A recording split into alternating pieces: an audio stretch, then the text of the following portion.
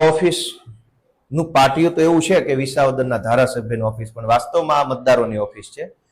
મારી વારંવાર વિસાવદર, ભેસાણ અને જુનાગઢ ગ્રામ્યના મતદારોને વિનંતી છે કે કોઈ પણ માણસને કોઈ પણ નાનું મોટું કામ હોય તો ખાસ રૂબરૂ આવવાનો આગ્રહ રાખે. અહીં તમે રૂબરૂ આવશો તો 10 નવી વાતો જાણવા મળશે, 10 નવી વાતોનું તમને માર્ગદર્શન મળશે.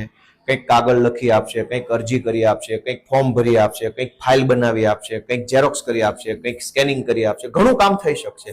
એટલે મારી બધાને એવી લાગણી છે, વિનંતી છે કે જે કાંઈ આપણે નાનું મોટું કામ પડે તો બને ત્યાં સુધી અહીંયા ઓફિસમાં રૂબરૂ જો લોકો આવશે તો આમને સામનેનો પરિચય થશે. અહીંયા અમારા અનેક કાર્યકર્તા રોજે રોજ હાજર હશે.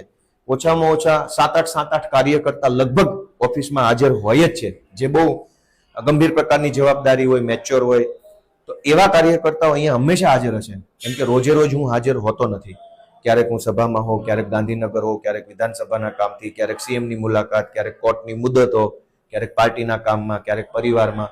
તો અહીંયા મારા આવવાનો એક ફિક્સ સમય તો છે, પણ જાહેરમાં એટલા માટે નથી કે નહીતર પછી આખા ગુજરાતમાંથી લોકોની લાગણી છે એટલે બધાને અહીંયા આવવાનો ધક્કો થશે. કેમ કે અત્યારે હાલ પૂરતી વ્યવસ્થા અમારા વિસાવદર વિધાનસભાના મતદારો પૂરતી છે.